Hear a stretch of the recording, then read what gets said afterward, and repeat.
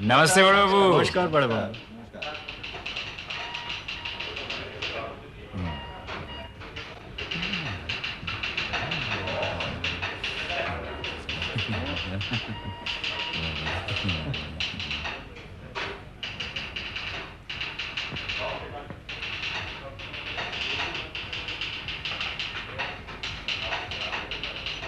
बड़े बाबू, साहब आपको याद कर रहे थे। कोई खास बात? शायद वो अलॉटमेंट वाला फाइल के बारे में पूछ रहे थे। ठीक है, मैं अभी दे आता हूँ। वो अभी तो नहीं है, शायद 1 घंटे के बाद लौटेंगे। तब ठीक है। बड़े बाबू, आपने राम बाबू से अपने कागजात, मेरा मतलब है अपने बकाया रकम के कागजात तैयार करने के लिए बोल दिया ना? आपका रिटायरमेंट को अब थोड़ा ही दिन बाकी है। हाँ, 1 हफ्ते पहले ही कह दिया है। शायद उसने कर भी दिया होगा। अब रिटायरमेंट में रही कितने दिन गए हैं? मुश्किल से और 15 दिन। आप रिटायर हो जाएंगे ये सोचकर ही मन उदास हो जाता है। आपकी कमी हमें बहुत खलेगी। अरे भाई आशुतोष, एक न एक दिन तो हम सबको रिटायर होना ही है, फिर इसमें उदास होने की क्या बात है?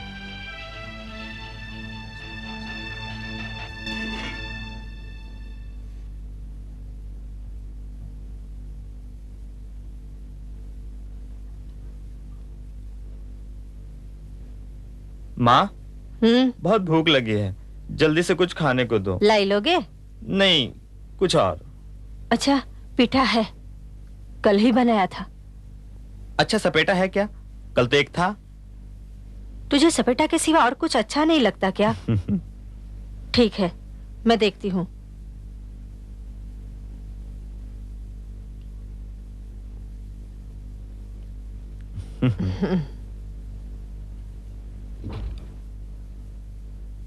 माँ, माँ, क्या है? माँ, मैं केशव के घर जा रहा हूँ, तुम दरवाजा बंद कर लो। ठीक है, जल्दी लौट आना। अच्छा।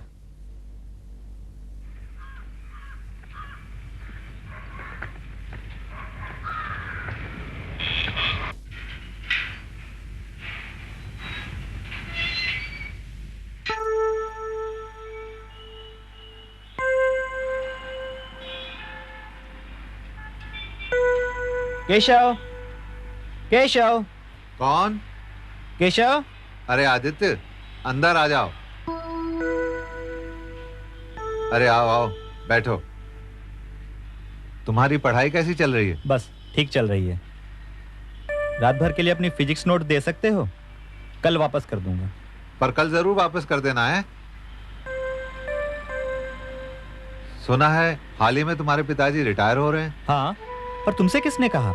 कल मेरे पापा मम्मी से कह रहे थे रिटायरमेंट के बाद तुम लोग भुवनेश्वर में ही रहोगे।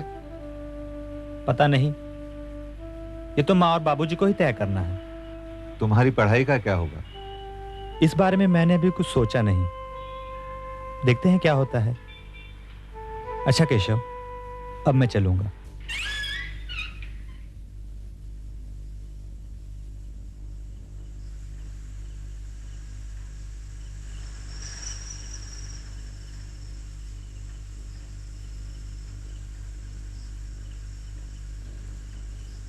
अभी कुछ खाएंगे?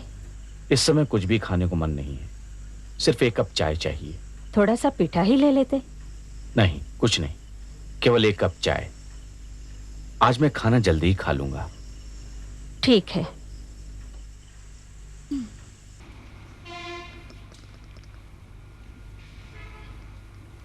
दस बज चुके हैं, ऑफिस के लिए देर हो जाएगी। अरे आज मुझे नजदीक ही गांव में एक इंस्पेक्शन के लिए जाना है। वहां एक व्यापारी की जमीन और सरकारी जमीन की सीमा रेखा को लेकर थोड़ा विवाद है। तो तुम कब तक जाओगे? मैं 1 घंटे में तैयार हो जाऊंगा। हेलो। हाँ हाँ, ठीक है। तुम कैसे हो? दरअसल मैं तुम्हें फोन करने की सोच ही रहा था। हाँ भैया, इस महीने की 30 तारीख को बाबूजी रिटायर हो रहे हैं ना? तुम उनसे कब मिलोगे? मैं एक को ही जाने की सोच रहा हूं।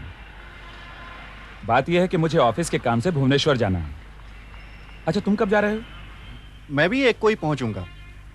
ताकि हम सब बाबूजी से उनके फ्यूचर प्लान्स के बारे में बात कर सकें। मेरा मतलब है कि वो रिटायरमेंट के बाद कहाँ रहेंगे? गाँव में, मेरे या तुम्हारे पास, या कि भुवनेश्वर में ही? हाँ, भुवनेश्वर में भी किराए पर मकान लेकर रह सकते हैं।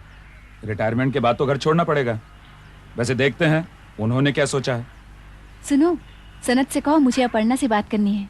हाँ सनत, हाँ तुम्हारी भाभी अपर्णा से बात करना चाहती है। हेलो अपर्णा, कैसी हो तुम? सुनो, तुम सनत के साथ भुवनेश्वर क्यों नहीं आ जाती?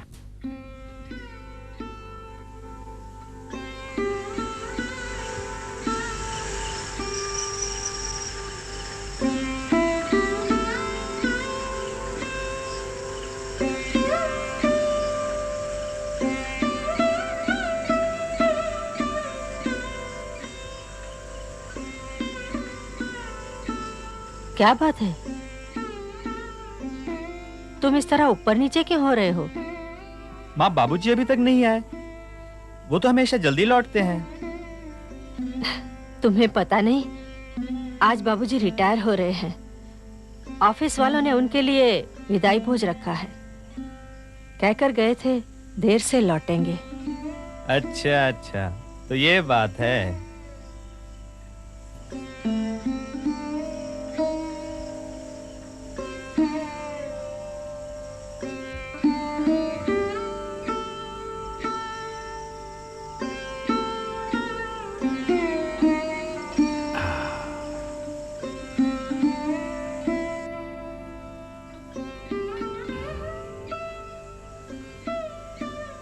आज क्या क्या हुआ विदाई समारोह में?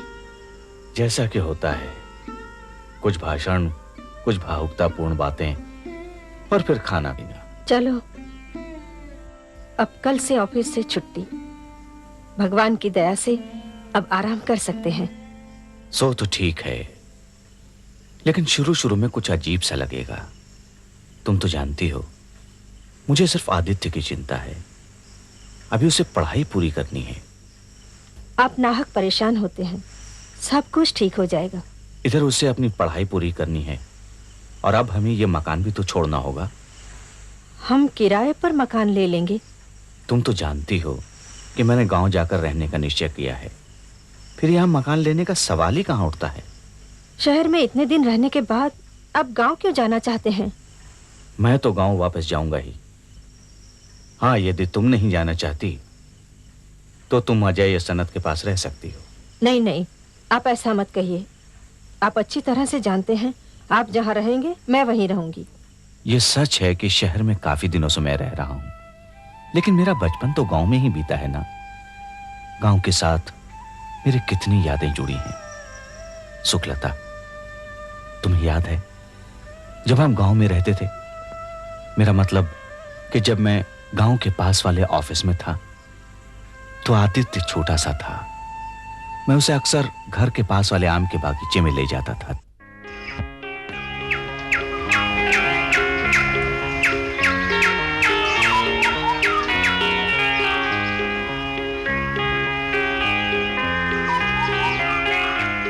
बाबूजी, बाबूजी, बाबूजी, तुम कहाँ हो? बाबूजी, तुम कहाँ हो? मैं यहाँ हूँ।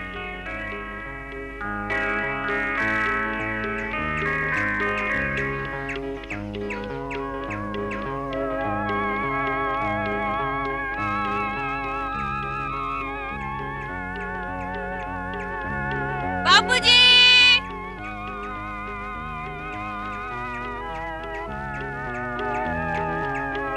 बाबूजी, तुम कहाँ हो? बाबूजी,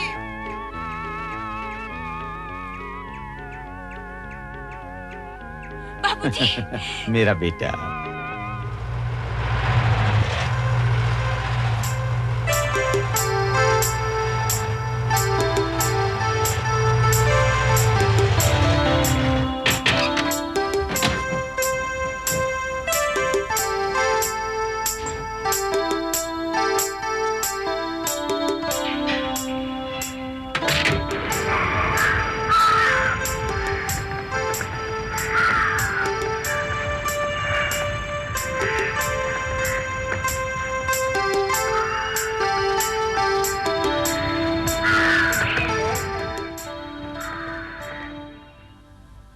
प्रणाम बाबूजी। जीते रहो, माँ प्रणाम। जीते रहो।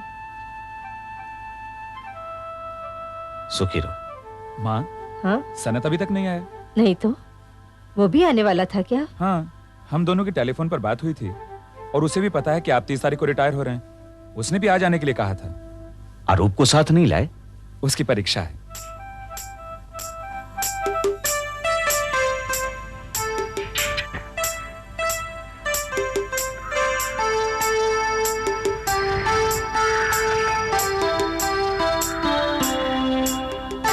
लो, सनत भी आ गया। प्रणाम जीते पिताजी। रहो। माँ प्रणाम। सुखी रहो। जीते रहो। कैसी हो? तुम सब थक गए होगे, जाओ मुंह हाथ धो लो, मैं नाश्ता बनाती हूँ। जाओ। चलो।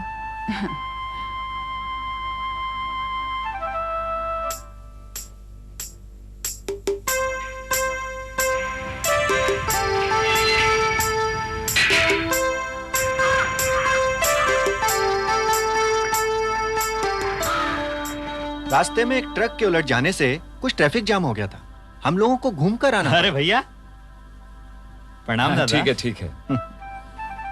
तुम कहाँ थे? केशव के घर गया था। वही जो मोड़ के पास रहता है? हाँ वो प्रशांत जी का लड़का? जी। भाभी नहीं आई? उस कमरे में है।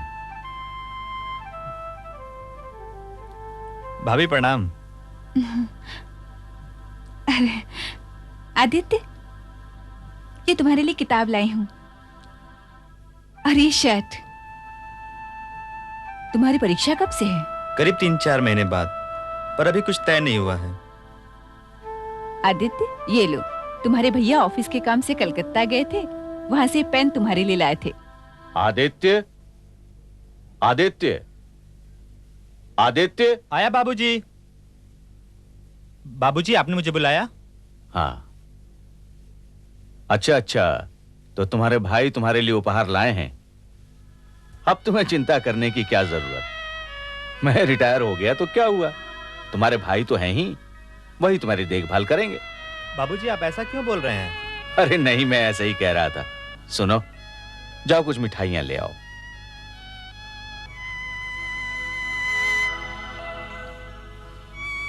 आप आदित्य से इस तरह क्यों बोल रहे थे? क्यों? इसमें गलत क्या है? मैं तो उसे भरोसा दिला रहा था कि अब उसे चिंता करने की कोई जरूरत नहीं। लेकिन आप तो जानते हैं, आदित्य को इस तरह बोलने से उसे ठेस पहुंच सकती है। वो आपको कितना चाहता है। मैं भी उसे बहुत चाहता हूं। कम से कम तुम तो इसे अच्छी तरह जानती हो।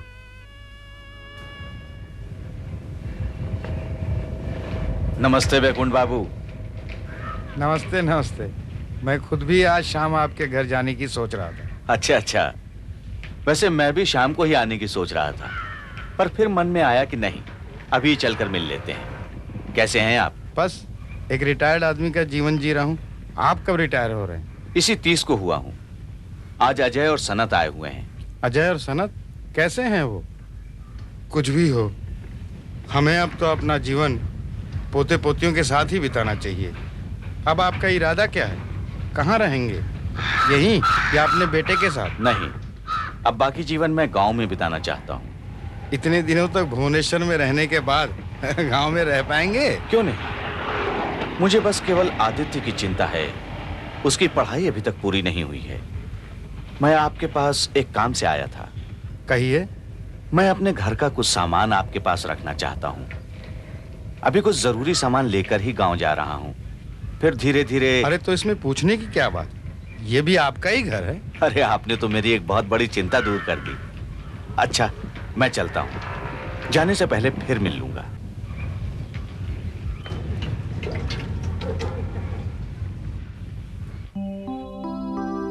माँ, मेरी समझ में नहीं आता, बाबूजी गांव में क्यों रहना चाहते हैं? गांव के साथ उनकी बहुत सी यादें जुड़ी हैं। गांव में ही पैदा हुए, गांव में ही उनका बचपन बीता। इसके अलावा गांव के पास के दफ्तर में जब उनका ट्रांसफर हुआ, तब भी वे अपने गांव से ही आना जाना करते थे। हाँ, उस समय हम दोनों भाई शहर में पढ़ रहे थे। तुम दोनों शहर में थे और आदित्य हमारे पास।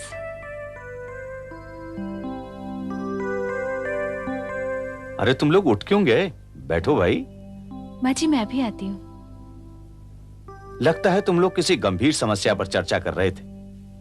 रिटायरमेंट के बाद आप कहाँ रहेंगे इस बारे में बात कर रहे थे। माँ ने बताया कि आप गांव जाने की सोच रहे हैं। उसने ठीक कहा, मैं गांव ही जाऊंगा। हम सब सोच रहे थे आप दोनों की वहां गांव में देखभाल कौन करेगा? उसकी चिंता मत करो, बीच बीच में तुम लोग आते जाते ही रहोगे। समय समय पर हम लोग भी आ जाएंगे। मुझे तो सिर्फ आदित्य को लेकर चिंता है, उसकी पढ़ाई पूरी नहीं हुई। इसकी बीएससी की परीक्षा जल्द ही होनी है। आप इसके लिए क्यों चिंता करते हैं? ये मेरे साथ रहकर पढ़ाई पूरी कर सकता है। फिर कुछ ही महीनों की तो बात है। बात तो ठीक है, पर उसके लिए उसे बड़ी लंबी दूरी तय करनी पड़ेगी। वो थक जाएगा। कटक से भुवनेश्वर दूर ही कितना है। आप इसके लिए चिंता मत कीजिए, ये किसी तरह मैनेज कर लेगा। क्यों आदित्य, तो मैनेज नहीं कर सकते? लेकिन बाबूजी, आप एक किराए पर मकान लेकर यहीं क्यों नहीं रहते? नहीं सनत, बाबूजी ने गांव जाने की बात ठानी ली है तो इन्हें हमें रोकना नहीं चाहिए। इसके पीछे इनकी अपनी सूझबूझ होगी। नहीं, मेरा इरादा इन्हें ठेस पहुंचाना नहीं था। कोई बात नहीं है सनत, तुम्हें इसमें बुरा महसूस करने की कोई जरूरत नहीं। मैं कल जाऊंगा, आदित्य मेरे साथ चल सकता है। मैं भी कल जाने की सोच रहा हूँ बाबूजी, आप क्या कहते हैं? कुछ नहीं बेटे, तुम लोगों को अपने ऑफिस जाना है। आखिर एक दिन की छुट्टी क्यों बर्बाद करोगे? वैसे भी मैं कहीं दूर तो जा नहीं रहा, अपने गांव ही तो जा रहा हूं। बाबूजी, आप ये घर कब तक छोड़ना चाहते हैं? इसी हफ्ते। मैंने गांव में शाम को चिट्ठी लिख दी है। वहां जाने के पहले और भी तो कई काम करने हैं। वैसे भी बीच बीच में जब तुम लोगों को समय मिले गांव आते रहना। आदित्य, तुम भी जरूर आना।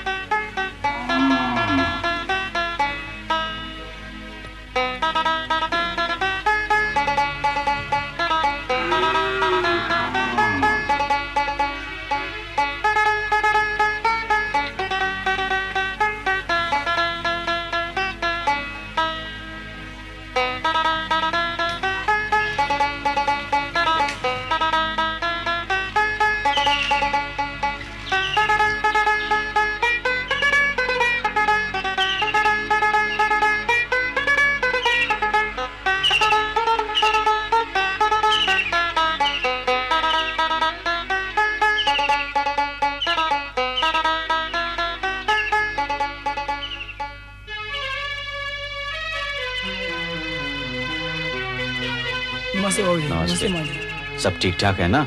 जी ठीक हूँ। लाइए मुझे दीजिए।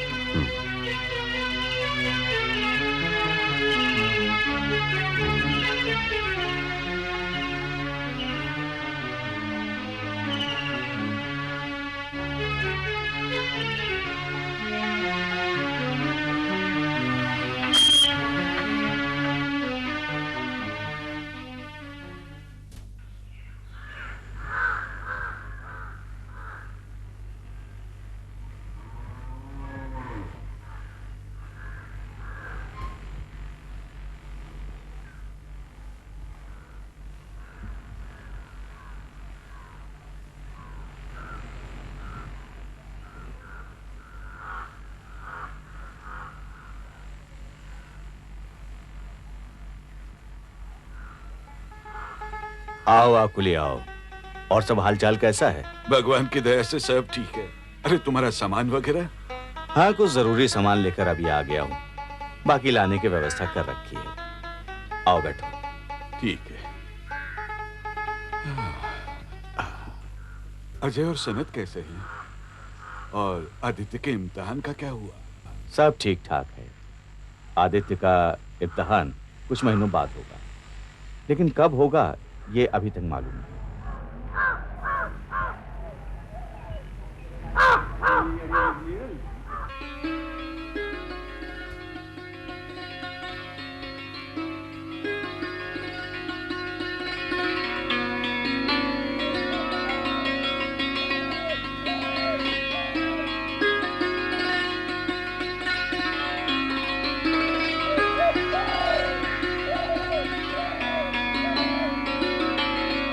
मैंने तो सोचा था कि तुम भुवनेश्वर में ही रह जाओगे। बच्चे तो यही चाहते थे कि मैं भुवनेश्वर में ही रहूं, लेकिन मैंने कहा कि भाई मैं तो गांव में ही रहूंगा। अरे आकुली भैया, आप कब आए? मैं अभी आया हूँ। प्रणाम। प्रणाम। मैं अभी पिछवाड़े से घूम कर आ रही हूँ। अच्छा। वहाँ तरह तरह के पेड़ हैं, और वो सपेटा का पेड़, वो तो काफी बड़ा हो गया। आदित्य को सपेटा काफी पसंद है। पेड़ तो इसलिए बड़े हुए कि आकुली ने उनकी सेवा में कोई कसर बाकी नहीं रखी। अरे मेरा नहीं, ये तो शाम की मेहनत और लगन का फल है। वो रोज सवेरे नियमित रूप से आकर खाद पानी देता था। सुनो, शाम से कहो कि खाने की व्यवस्था करे। नहीं नहीं नहीं, तुम सब मेरे घर खाओगे। मैंने सारी व्यवस्था कर रखी है। ठीक है, जैसा तुम चाहो। आदित्य, जी भाभी। कॉलेज जा रहे हो क्या? हाँ, 10-20 की बस पकड़नी है। आज शायद टाइम टेबल मिलेगा। क्या है कि घर में चीनी नहीं थी, अगर थोड़ी चीनी ला देते तो बड़ी मेहरबानी होती। ये क्या भाभी, इसमें मेहरबानी की क्या बात है? मैं ले आऊंगा। अरे पैसे तो लेते जाओ। मेरे पास है।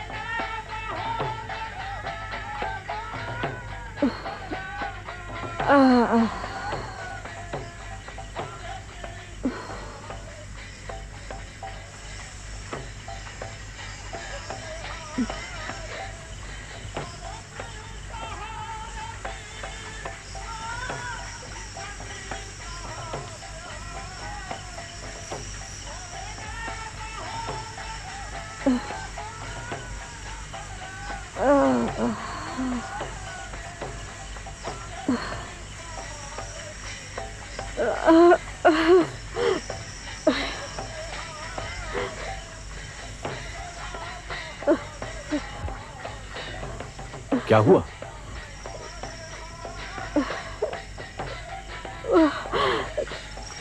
कुछ नहीं, पेट में थोड़ा सा दर्द है और हल्का सा बुखार।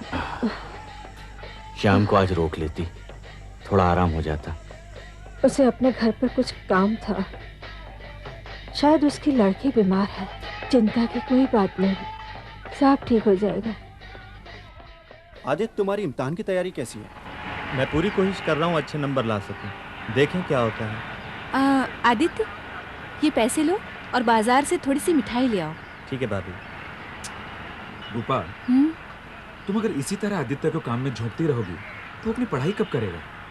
आखिर उसके इम्तिहान सर पर हैं। हमेशा कहाँ, कभी कभार ही तो उससे कोई काम कहती हूँ। हाँ, बाबूजी की कोई खबर मिली? नहीं। और तुम्हें? मुझे भी नहीं, लेकिन मैं जल्दी ही जाने की सोच रहा हूँ। वैसे वहाँ उन्हें कोई दिक्कत नहीं होगी। आकुली काका वहाँ हैं, और तुम जानते ही हो कि आकुली काका बाबूजी के कितने अच्छे मित्र हैं। हाँ, सच तो यह है कि बाबूजी के कहने पर वही हमारी जायदाद की देखभाल करते हैं। कभी एक बार भी वो फसल भुवनेश्वर भेजना नहीं भूलते। मैं जानता हूँ, वो बहुत ही भरोसेमंद और समझदार हैं। अच्छा बताओ, तुम्हारा कार्यक्रम क्या है? बस मुझे दूसरे पहर एक मीटिंग अटेंड करनी है निदेशालय में। उसके बाद मुझे रात की गाड़ी से वापस जाना है। आज तुम यहीं क्यों नहीं रुक जाते? कल सवेरे चले जाना। बात यह है कि सवेरे मेरा ऑफिस पहुंचना ज़रूरी है, कुछ ज़रूरी काम है।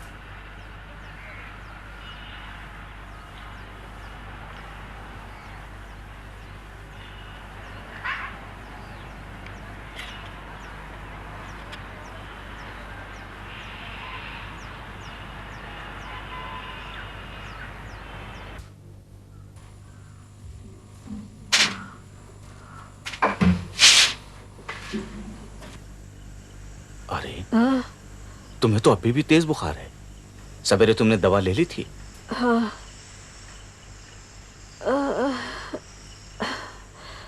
लेकिन पेट में बहुत दर्द हो रहा है, समझ में नहीं आ रहा क्या हो गया है।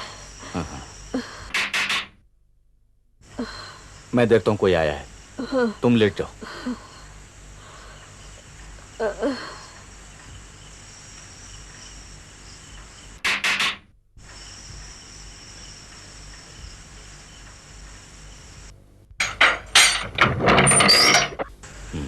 भाभी अब कैसी है? बुखार उतरा क्या? नहीं आकुली, बुखार तो है ही, साथ में पेट में दर्द भी है। ईश्वर न करे कोई चिंता की बात हो। अरे तुम इतने परेशान क्यों होते हो? सब ठीक हो जाएगा। फिर भी मेरी राय मानो तो उन्हें तुम शहर के अस्पताल में ले जाकर जांच करवा लो, तुम्हारा संदेह दूर हो जाएगा। ठीक कहते हो, मैं गाड़ी से उन्हें ले जाता हूँ। तुम पोस्ट ऑफिस जाकर अजय और सनत को फोन कर दो कि वो सीधे भुवनेश्वर अस्पताल आए, डॉक्टर दास के पास। ठीक है।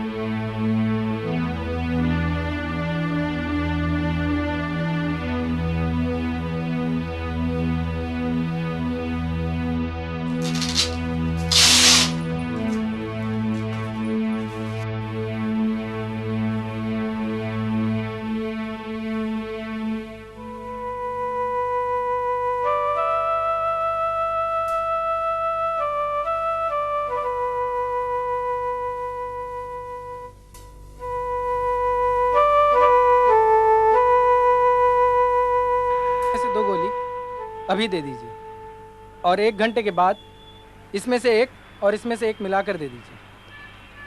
डॉक्टर साहब, आखिर बीमारी क्या है? जानने की कोशिश जारी है, जैसे ही पता चलेगा हम आपको बता देंगे। इसमें घबराने की कोई बात नहीं। अरे तुम लोग नाहक परेशान हो रहे हो। मैंने इनसे कहा भी कि मुझे कुछ नहीं हुआ है, मामूली सा पेट में दर्द है, इसमें इतना घबराने की क्या बात है। डॉक्टर ने ये दवा दी है, इन्हें खा लो। कितनी लेनी है? 1 या 2?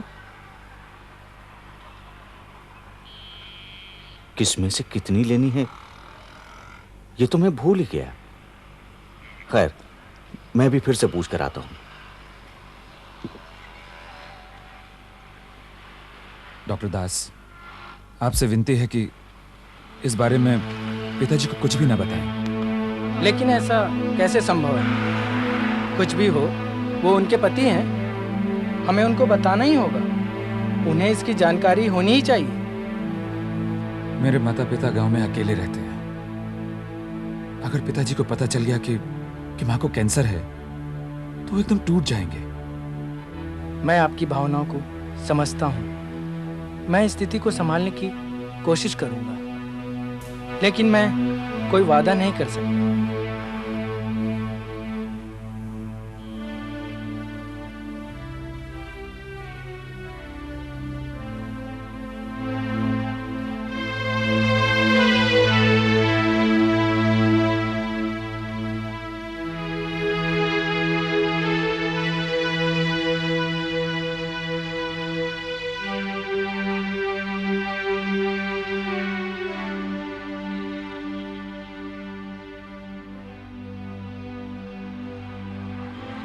बाबूजी अब परेशान ना हो,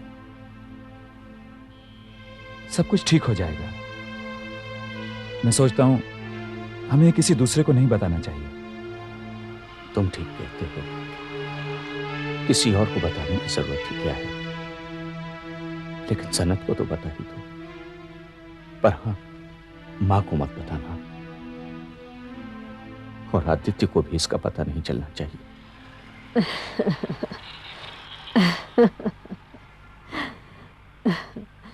मैं आदित्य को घर के पिछवाड़े वाले सपेटा के पेड़ के बारे में बता रही थी।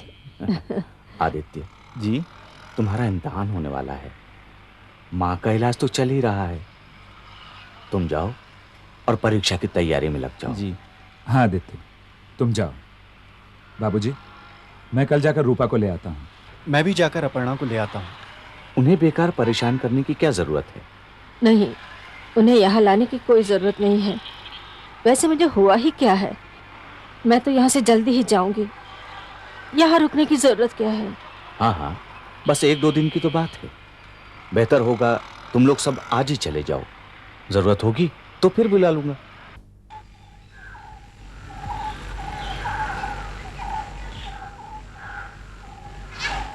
माँ जी की को खबर आई क्या? इलाज हो रहा है, आज मैं पता करूंगा।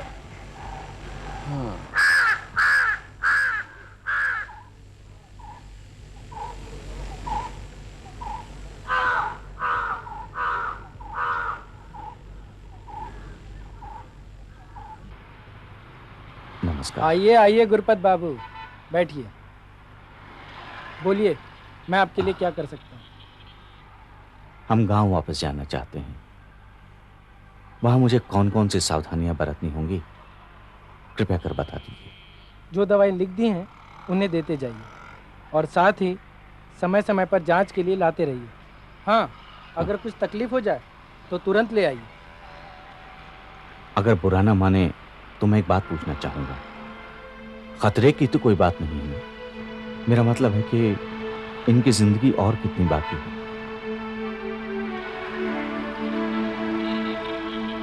गुरपत बाबू, इस बीमारी के बारे में कुछ भी कहना मुश्किल है। जितना चल जाए, 2 महीने, 2 साल या उससे भी अधिक ज़्यादा। मुझे सच कहने के लिए माफ करें, लेकिन सच यही है। कोई बात नहीं है डॉक्टर साहब, अंतिम निर्णय तो भगवान के ही हाथ में है। मुझे उनकी इच्छा को स्वीकार करने के अलावा कोई दूसरा चारा भी तो नहीं।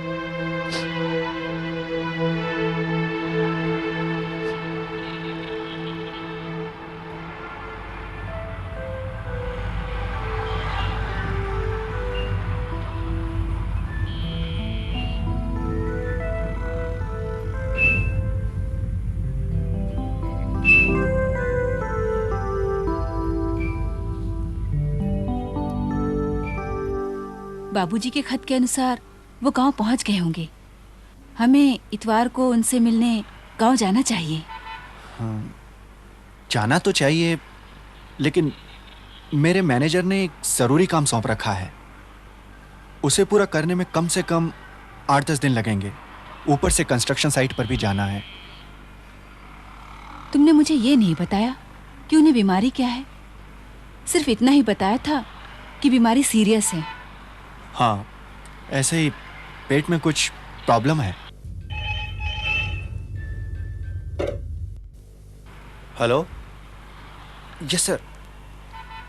जी सर, मैं भी पहुंचता हूं सर। अपर्णा, मुझे ऑफिस जाना होगा। मैनेजर साहब मेरी राह देख रहे हैं। लंच में लौट कर करूंगा। ओके?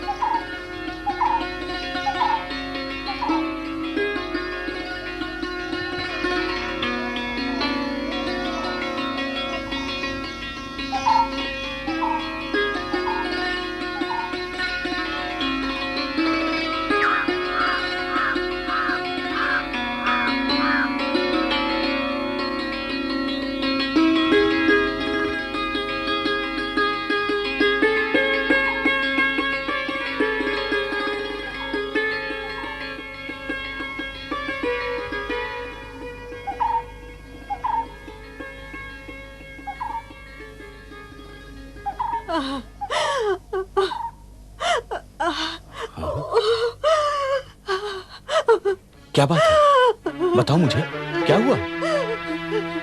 पेट में बहुत ज्यादा तकलीफ है। मुझसे और बर्दाश्त नहीं होता। घबराओ नहीं, अभी दवा देता हूँ।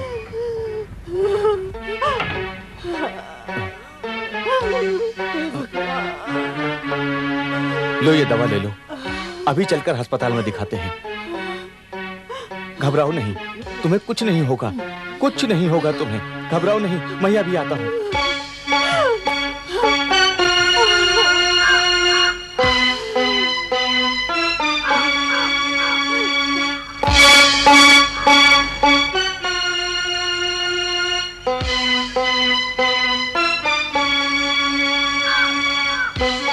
आकुले। अरे गुरुपद, क्या बात है? तुम बहुत घबराए हो लगते हो। कोई सवारी की व्यवस्था करो, हमें तुरंत सुखलता को शहर के अस्पताल में ले जाना होगा। ठीक है, तुम घर चलो, मैं अभी रामधन बाबू की गाड़ी लेकर आता हूँ। हाँ उकुली, गाड़ी मिलने के बाद अजय और सनत को फोन कर देना, हम शहर के अस्पताल जा रहे हैं। देखो भूलना मत। मैं फोन कर दूंगा। अच्छा अब तुम घर जाओ, भाभी के पास कोई नहीं है।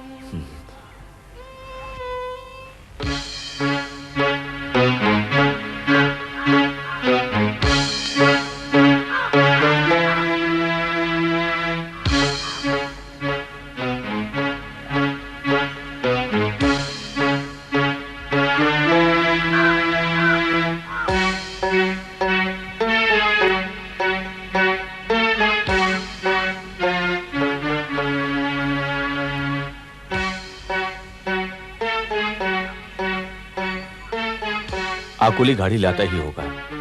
अजय और सनत को फोन करने को भी कह दिया है।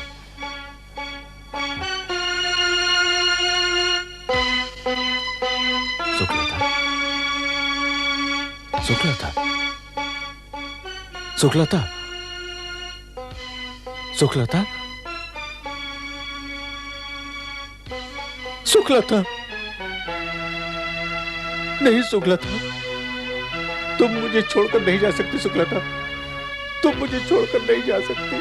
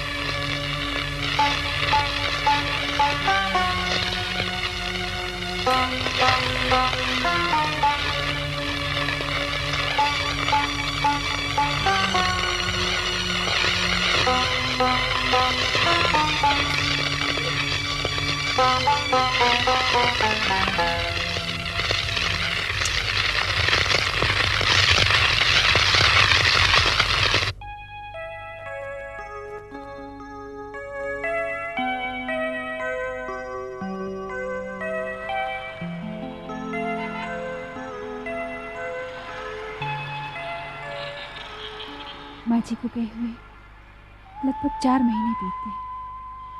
मुझे अब भी याद है जब मैं तुम्हारे घर आई थी तो उन्होंने किस कदर मेरी देखभाल की थी। हम सब बेबस हैं, हर किसी को आज नहीं तो कल जाना ही है। तुम गांव जाकर बाबूजी को यहाँ क्यों नहीं ले आते? वहाँ वो कितना अकेलापन महसूस कर रहे होंगे। मैं 1-2 दिन में गांव जाऊंगा और कोशिश करूंगा कि वो यहाँ हमारे पास आकर रहें। मुझे पूरा विश्वास है अगर तुम बलपूर्वक कहोगे तो वो जरूर आएंगे। पिछली बार जब मैं गांव गया था तो मुझे ऐसा लगा कि वो किसी भी हाल में गांव छोड़ना नहीं चाहते। सच तो यह है कि उन्होंने मुझसे कहा था कि मैं आदित्य को सलाह दूं कि वो उनके पास गांव में जाकर रहे। इससे याद आया कि आदित्य ने पिछले सोमवार को ही आने को कहा था। जरूर बाबूजी ने रोक लिया होगा, पर वो जल्दी ही आ जाएगा। उसका बीएससी का रिजल्ट 1-2 दिन में आने वाला है। तब तो वो जरूर आएगा। अच्छा है यदि आ जाए।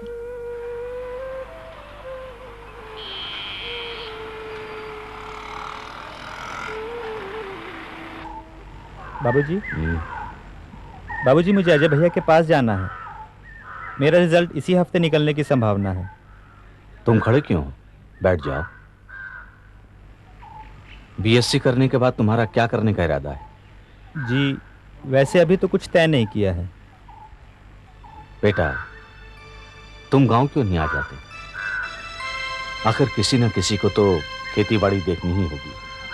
अजय और सनत का तो काम ही ऐसा है कि वो यहाँ आ नहीं सकते। लेकिन बाबूजी मैं यहाँ करूँगा क्या? क्यों? अरे भाई, तुम्हारी यहाँ जमीन जायदाद है। इसके अलावा तुम चाहो तो यहाँ कोई व्यापार भी कर सकते हो। मैं मानता हूँ कि शुरू में तुम्हें थोड़ी परेशानी होगी, लेकिन धीरे धीरे सब ठीक हो जाएगा और तब तुम पाओगे कि यहाँ शहर से ज्यादा अच्छा है। मैं इस पर सोचूंगा। बेटा, गांव आने की मेरी बात पर गौर करना, ये तुम्हारे लिए अच्छा रहेगा। तुम यहाँ आ जाओगे तो यहाँ के विकास का कोई कार्य भी कर सकते हो।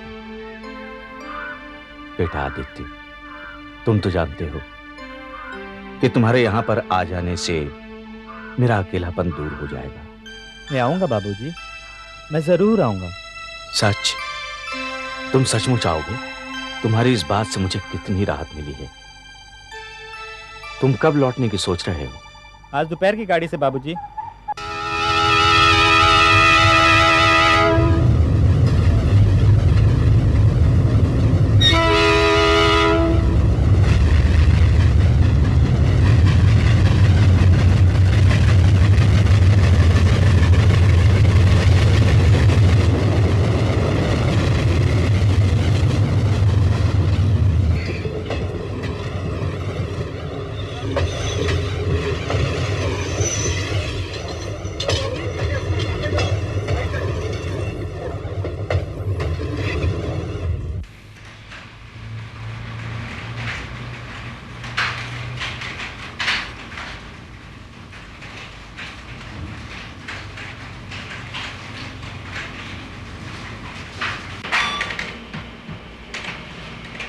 अरे आदित्य, तुम कब लौटे?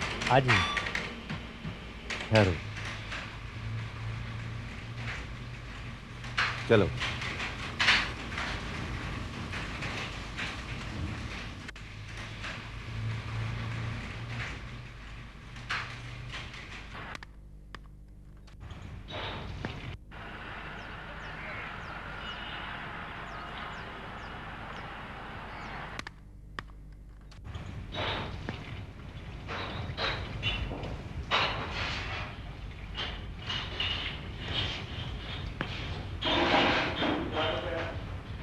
गांव से आते ही तुम्हारे घर गया।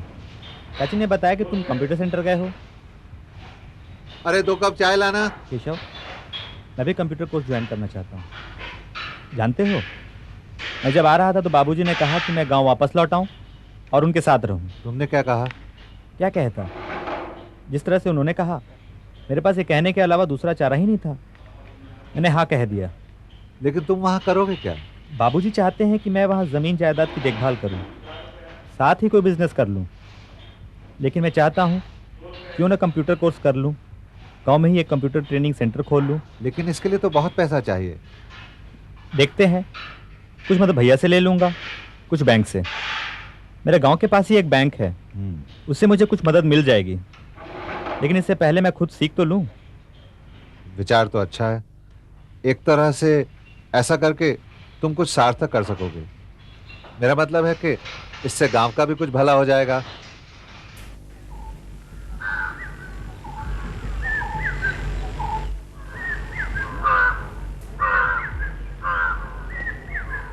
प्रणाम बाबूजी। कैसे हो श्याम? ठीक तो हो ना? जी ठीक हूँ। कल रात को आ नहीं सका, मुझे एक काम से सरनपुर गांव जाना पड़ा। कोई बात नहीं, तुमने मेरा रात का खाना लगा ही दिया था, मैंने खा लिया। वैसे भी रात में कोई और काम नहीं था। अच्छा, तुम जाओ अपना काम करो। आकुलू बाबू मिले थे, उन्होंने आने के लिए कहा है।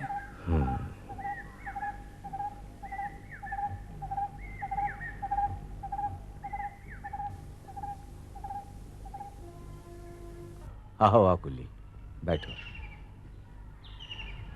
बीएससी का रिजल्ट निकल गया है। आदित्य के रिजल्ट का पता करना है। जानते हो आकुली, आदित्य ने गांव वापस लौटने का वायदा किया है। हो सकता है वो शहर में अपना भाग्य आजमाने में रुचि न रखता हो। वैसे भी आजकल ऊंची से ऊंची पढ़ाई करने के बाद भी नौकरी मिलना कोई आसान नहीं है। शहर में और भी बहुत सारी समस्याएं हैं, जैसे प्रदूषण की ही ले लो, दिन ब दिन बढ़ता ही जा रहा है। सब कुछ बहुत तेजी से बदल रहा है। हाँ भाई, सब कुछ बहुत तेजी से बदल रहा है। अपना समय कुछ और था। शायद तुम ठीक कहते हो। अजय और सनत को ही देखो, वो लोग गांव में रहने की बात दूर, यहां पर रुकने की भी नहीं सोचते। मैं इस बात से बहुत प्रसन्न हूं कि कम से कम आदित्य मुझे समझता है। मुझे जल्दी करनी चाहिए, आदित्य के रिजल्ट का पता करना है। अरे हाँ, तुम चलो।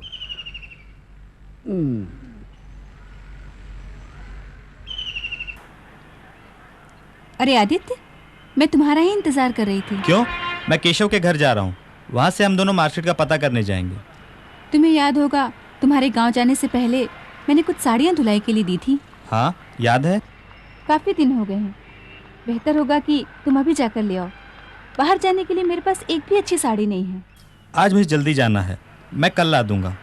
आज क्यों नहीं? वैसे ही कितनी देर हो चुकी है। धीरे धीरे तुम गैर जिम्मेदार होते जा रहे हो। भाभी आप ऐसा क्यों कह रही हैं? आप जो भी कहती हैं मैं तुरंत कर देता हूँ। समझ में नहीं आता कि साड़ियाँ आज नहीं आएंगी तो कौन सा पहाड़ टूट पड़ेगा। मैंने आपसे कह दिया ना, मैं कल साड़ियाँ लेकर आऊंगा। तमीज मत भूलो, बड़ों से बात करने का क्या यही तरीका होता है? तुम जो अच्छा समझो वही करो। हमारा खर्च कौन उठाता है? तुम्हारे भाई ना। तुम्हारा खर्चा भी वही उठाते हैं। मैं जानता हूँ, बाबूजी के सामने भैया ने स्वयं मेरी जिम्मेदारी ली थी। मैंने उनसे ऐसा करने के लिए नहीं कहा था। भगवान के लिए तुम चुप रहोगे और जाओगे? ठीक है, आप मुझे धुलाई की रसीद दीजिए। अगर आप यही चाहती हैं तो मैं अभी साड़ियाँ लेकर आता हूँ। अब तुम्हें तकलीफ करने की कोई जरूरत नहीं। अच्छा होगा कि तुम जहाँ जा रहे थे जाओ। जब तुम्हारे भैया ऑफिस से वापस आएंगे तब मैं उनसे ही मंगवा लूंगी। भाभी आप नाराज क्यों हो रही हैं? रसीद दीजिए, मैं लेकर आता हूँ।